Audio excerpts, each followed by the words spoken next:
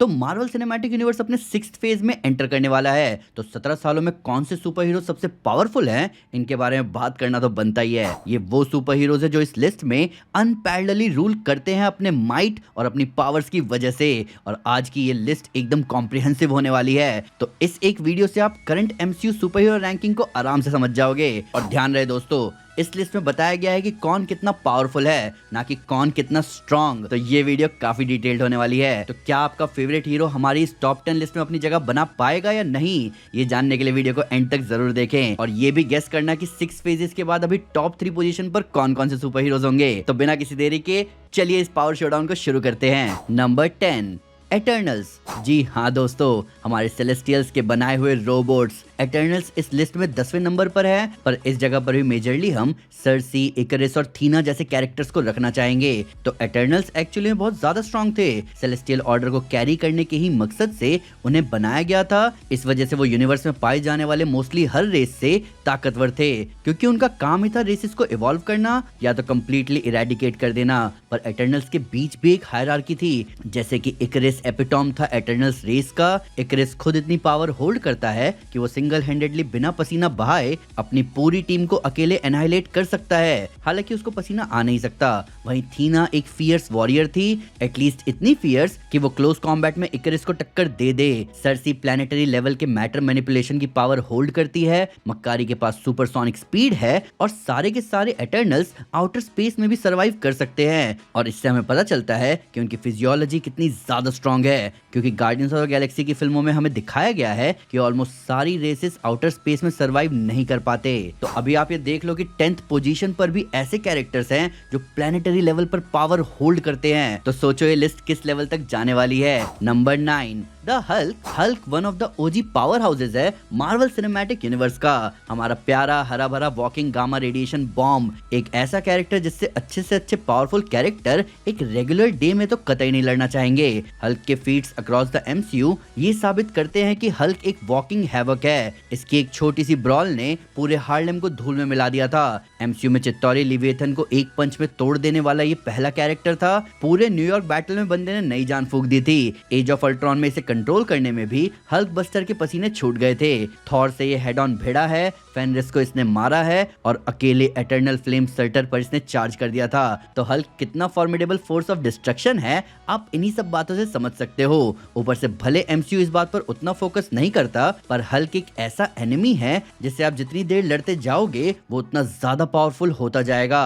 और अगर वो लड़ाई लंबी चलती रही तो वो चलता फिरता रेडिएशन टैंक भी बन सकता है, जो कभी भी फट सकता है। तो हल्क में कुछ तो बात है, तभी तो टोनी एक गॉड के सामने खड़े होकर कह रहा था कि वी हैव अ हल्क। पर अब बढ़ते हैं हमारे नंबर 8 की तरफ। Number 8, captain Marvel. तो यूएस एयरफोर्स की ये वेटरन जिसे पावर मिली थी एक लाइट स्पीड इंजन के फटने से, वो हमारी लिस्ट की 8 पोजीशन डिजर्व करती है। तो जिन्हें नहीं पता कि कैरल डेनवर्स की पावर्स एग्जैक्टली क्या है, उन्हें मैं बताना चाहूंगा कि कैरल की 2 मेजर पावर्स हैं। एनर्जी मैनिपुलेशन, जहां ये एनर्जी को एब्जॉर्ब और चैनलाइज कर सकती है, और दूसरा है एनर्जी प्रोजेक्शन, जहां ये अपने हाथों से एनर्जी ब्लास्ट शूट कर पाती है, उड़ पाती है और बेसिकली वो हर चीज कर पाती है जो आप इसे ऑन स्क्रीन फ्लाइट्स के दौरान करते देख रहे हो। पर इन सब के अलावा कैरल एक बहुत ही बेहतरीन कॉम्बेटेंट है, क्योंकि उसे क्री फोर्सेस ने ट्रेन किया था। उसने अपने पहले अपीयरेंस में ही क्री आर्माडा के इनकमिंग अटैक्स को सिंगल हैंडेडली रोक दिया था। कैरल का पावर लेवल इतना ज्यादा था कि वो रोनन तक के दिल में दहशत पैदा कर दे।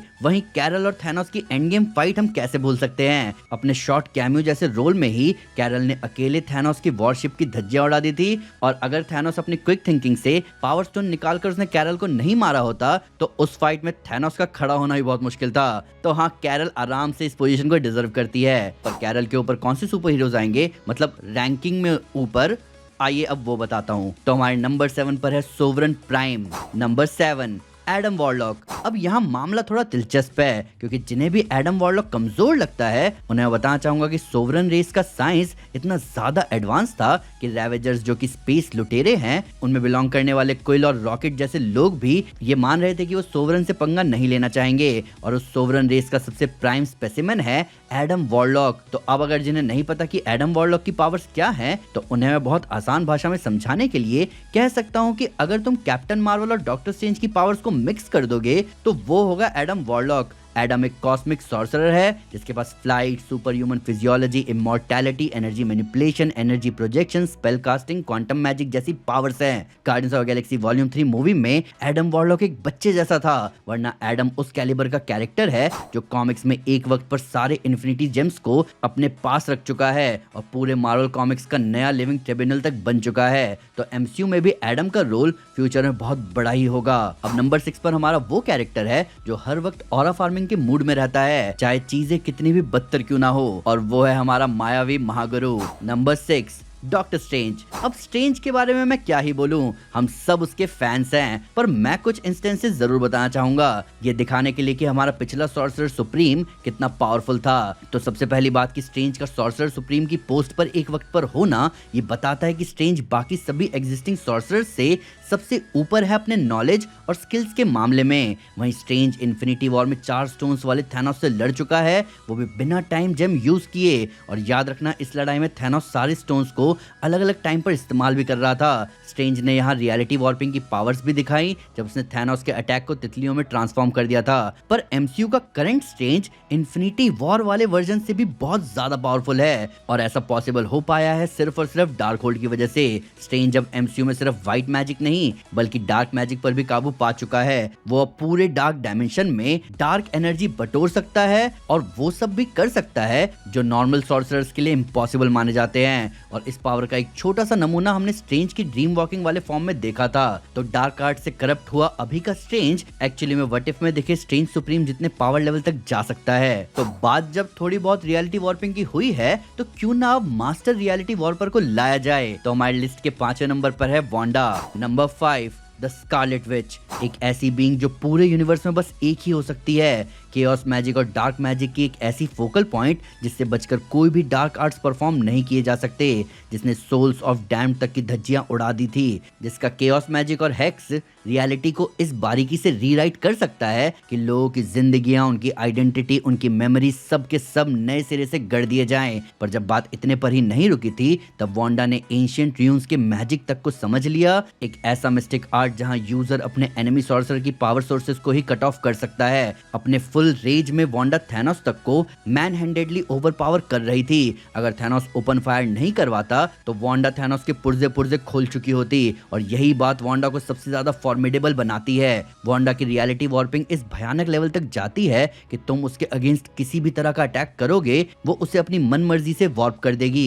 और इसका बेस्ट एग्जांपल है वांडा और इल्यूमिनाटी की फाइट अर्थ 838 में, और तो और वो भी स्ट्रेंज की तरह डार्क होल्ड और डार्क आर्ट्स में महारत होल्ड करती है। तो ये कहना बिल्कुल भी ज्यादा नहीं होगा कि काफी बार फाइट्स के रिजल्ट इसी पर डिसाइड होंगे कि वांडा किस ओर से फाइट कर रही है। तो अभी आपको रियलिटी वॉर्पिंग और मैजिक देखकर लग रहा होगा कि भाई इसके ऊपर कौन आ सकता है। तो बात जब जोर से पड़ने पर आती है तो कभी कभार मैजिक भी आपको नहीं बचा पाता, और इसीलिए नंबर 4 पर है मार्वल का heaviest hitter, the god of thunder. Number 4, Thor Odinson. तो बात कुछ ऐसी है दोस्तों कि हर किसी के पास मैजिकल स्पेल्स और प्लानिंग होती है, पर जब सीधा घुसन चेहरे पर पड़ जाए तब सबके होश ठंडे हो जाते हैं। थॉर किस लेवल का पावर हाउस है, लोग इस बात को बहुत ज्यादा अंडर एस्टिमेट करते हैं। लोगों को लग सकता है कि वांडा या स्ट्रेंज मैजिक कास्ट कर सकते हैं थॉर के अगेंस्ट, पर आप एक बात को समझो, थॉर के सिर्फ बेयर आर्म्स में इतनी ज्यादा ताकत है कि उसने 6 इन्फिनिटी स्टोन्स के कंबाइंड अटैक्स के अगेंस्ट अपना हैमर फेंका था, और 6 इन्फिनिटी जेम्स मिलकर भी उस हैमर पर लगे फोर्स को काउंटर नहीं कर पाई थी।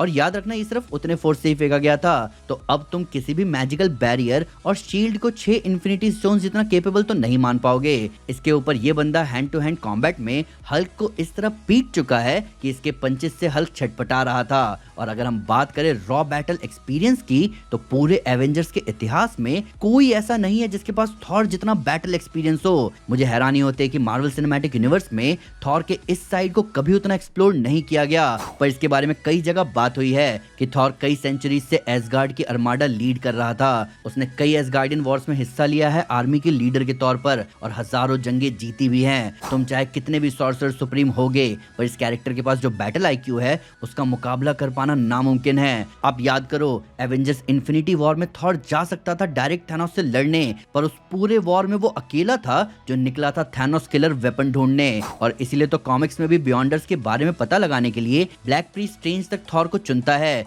ध्यान रखना ब्लैक प्रीस्ट स्ट्रेंज कोई नॉर्मल वर्जन नहीं है। तो अब बारी है टॉप 3 की। तो हमारी थर्ड पोजीशन थोड़ी सी कंटेस्टेड है। यहाँ तीसरे नंबर पर है टैलोस की सुपुत्री। नंबर 3 गाया। तो सीक्रेट इन्वेजन में हमें दिखी गाया और सीरीज के एंड में इसे मिल गया हार्वेस्ट, एक ऐसा सुपर हीरो डीएनए कॉकटेल जो इसे ऑलमोस्ट इनविंसिबल बनाता है। ऑलमोस्ट क्यों, वो अभी मैं एक्सप्लेन करूंगा। तो हार्वेस्ट वो कंपाउंड है जिसमें सभी सुपर हीरोज और विलन्स के डीएनए सैंपल्स थे। उसकी वजह से गाया के पास Captain Marvel, Hulk, Thanos, Drax, Mantis और भी कई सारे कैरेक्टर्स के पावर्स आ गए। पर इतने में भी बात नहीं बनी, तो और भी ओवरकिल डालने के लिए हमें ये दिखाया गया कि गाया इन सभी पावर्स को एक ही वक्त पर एक्टिवेट भी कर सकती है अपनी मनमर्जी के हिसाब से। पर मैं तुम्हें बताता हूँ कि गाया को इतना पावरफुल क्यों बनाया गया था। तो जब मार्वल मल्टीवर्स सागा को रीस्ट्रक्चर कर रहा था तो उस वक्त कई सारे प्रोजेक्ट्स कैंसिल कर दिए गए थे। उस दौरान ये बात निकल कर सामने आई थी कि गाया को एक्चुअली कैप्टन यूनिवर्स बनाने का प्लान था और बस इसी वजह से गाया को इतनी सारी पावर्स दे दी गई थी। और यही रीजन था मेरा ये कहने का कि ये नंबर 3 का स्पॉट थोड़ा कंटेस्टेड है, क्योंकि गाया की पावर्स का एक्चुअल स्टेटस अब क्या है जब पुराने प्रोजेक्ट्स के आइडियाज को स्क्रैप कर दिया गया है, ये तो आगे देखने के बाद ही हमें पता चलेगा। पर अभी के लिए हम ये कह सकते हैं कि गाया के साथ फाइट जितनी छोटी होगी, गाया के जीतने के चांसेस उतने ज्यादा हैं। और अब बारी है हमारे लिस्ट के सेकंड बेस्ट सुपर हीरो की, जो कि अभी न्यू कमर है। Number 2 sentry. अब एमसीयू में सुपर पावर्स का नया बार यही बंदा है, एक कैरेक्टर जिसके पास 1000 एक्सप्लोडिंग सन्स की पावर है। उसके साथ में टेलीपैथी, टेलीमाइन, रियलिटी वॉर्पिंग और पता नहीं क्या क्या, क्योंकि सेंट्री को जितना एक्सप्लोर किया जाएगा उसके पावर्स उतने निकल कर आना शुरू होंगे। सेंट्री ने अभी तक जितना भी उखाड़ा है वो भले ही आपको उतने सेटिस्फैक्टरी ना लगता हो, पर जो लोग पावर लिस्टिंग को थोड़ा बहुत समझते हैं उन्हें आइडिया होगा कि टेलीपैथी और टेलीकिनेसिस दोनों ही पावर्स एक साथ एक ऐसे बीइंग के अंदर होना जो कि साथ में पॉकेट रियलिटीज भी बना सकता है, ये चीज इस कैरेक्टर को एक एल्डर गॉड से भी ज्यादा ताकतवर बनाती है। ये कितना भयानक कॉम्बिनेशन है। सेंट्री के पावर्स का अंदाजा हमें इस बात से लग जाएगा कि एमसीयू के फ्यूचर प्रोजेक्ट्स में सेंट्री वो कैरेक्टर होने वाला है जिसका बैटलफील्ड में खड़े रहना ही डिफरेंस पैदा करेगा कि कौन जीतने वाला है और किसकी हार होगी। सेंट्री का पावर डिस्क्रिप्शन अगर हम सच मानकर चले तो एक एग्जांपल मैं आपको दे सकता हूं कि जिस न्यूट्रॉन स्टार की एनर्जी को कुछ मिनट्स झेलने के बाद ही थॉर मौत की कगार पर पहुंच गया था, वैसे वैसे 1000 स्टार्स लेने के बाद भी उनके सबसे प्राइम एनर्जी फॉर्म वाले टाइम्स को जोड़ दोगे तो उतनी पावर सेंट्री होल्ड करता है। यानी technically on paper sentry Thor को कुछ सेकंड से मार सकता है, जो कि बियॉन्ड इमेजिनेशन एनर्जी आउटपुट है। पर अब बारी है हमारे लिस्ट के नंबर 1 की। तो अब तक आपने जितना भी कुछ भी सुना, जितना भी कुछ जाना, वो सब इस कैरेक्टर के आगे कुछ नहीं है। और ये मैं मजाक बिल्कुल नहीं कर रहा, ये कैरेक्टर सिर्फ सोच से ही चीजों को हमेशा हमेशा के लिए बदल सकता है। अब बात करते हैं गॉड ऑफ मिस्चिफ की। नंबर 1 लोकी लॉफिसन। अब हैंड्स डाउन लोकी करेंटली मार्वल के greatest mind, greatest power holder और ग्रेटेस्ट रिस्पॉन्सिबिलिटी बियरर है। इस कैरेक्टर ने पूरे मार्वल सिनेमैटिक मल्टीवर्स को अपनी हथेलियों में थाम रखा है। थाउजेंड्स ऑफ इयर्स का advance scientific knowledge, time slipping की पावर और मल्टीवर्स के बाहर बैठना। आप सोच भी नहीं सकते कि लोकी का एग्जिस्टेंस कितना बड़ा है पूरे प्लेन ऑफ रियलिटी के लिए। लोकी फिलहाल एमसीयू में इतना ज्यादा पावरफुल है कि जिस इवेंट की वजह से इस लिस्ट में दिखने वाले सारे कैरेक्टर्स धूल बनकर उड़ गए होंगे, उस रियलिटी एनाइलेशन से भी लोकी का कुछ नहीं हुआ था। इस बंदे ने पूरे मार्वल सिनेमैटिक मल्टीवर्स को मिटते हुए देखा है, उसके मिटने को समझा है और उस पूरे इवेंट को रिवर्स करता हुआ उसे वापस से सब कुछ रीअरेंज करके उसने थाम लिया है। लोकी सीजन 2 के एंड में सिर्फ लोकी के चारों तरफ यूनिवर्स खत्म नहीं हो रहे थे, बल्कि सब कुछ मिट रहा था। पर लोकी का एग्जिस्टेंस इतना ठोस और एब्सोल्यूट है कि इस बंदे को कुछ नहीं हुआ। आप सोच सकते हो यहाँ किस लेवल की पावर की बात हो रही है। यहाँ तक कि कंप्लीट ऑल आउट एनाइलेशन भी इसे नहीं मिटा पाई है। वहीं लोकी की टाइम स्लिपिंग की एबिलिटी वॉर्स को होने से पहले ही खत्म करने की कैपेसिटी होल्ड करती है। वहीं कस्टोडियन ऑफ द मल्टीवर्स होने के नाते ये आपके प्लान को शुरू होने से पहले ही खत्म कर सकता है। तो इस लिस्ट में नंबर 1 पर कोई और कैसे ही हो सकता है जब सब कुछ लोकी के ही हाथ में है। तो ये थी हमारी top 10 list Marvel cinematic universe के मोस्ट पावरफुल सुपर हीरोज की। आपका क्या कहना है इस लिस्ट के बारे में? क्या आपके हिसाब से किसी कैरेक्टर की रैंकिंग आगे पीछे तो नहीं होनी चाहिए थी? और क्या आपकी टॉप 3 प्रेडिक्शन सही हुई? प्लीज कमेंट से जरूर बताएं। टॉप 10 रैंकिंग अच्छी लगी हो तो लाइक जरूर करें, चैनल को सब्सक्राइब करना ना भूलें, साथ ही साथ एक स्टेप आगे आकर अपने फेवरेट चैनल को सपोर्ट करें मेंबरशिप लेकर। Thank you guys, this is Aman Sinha and you are super super. Piece.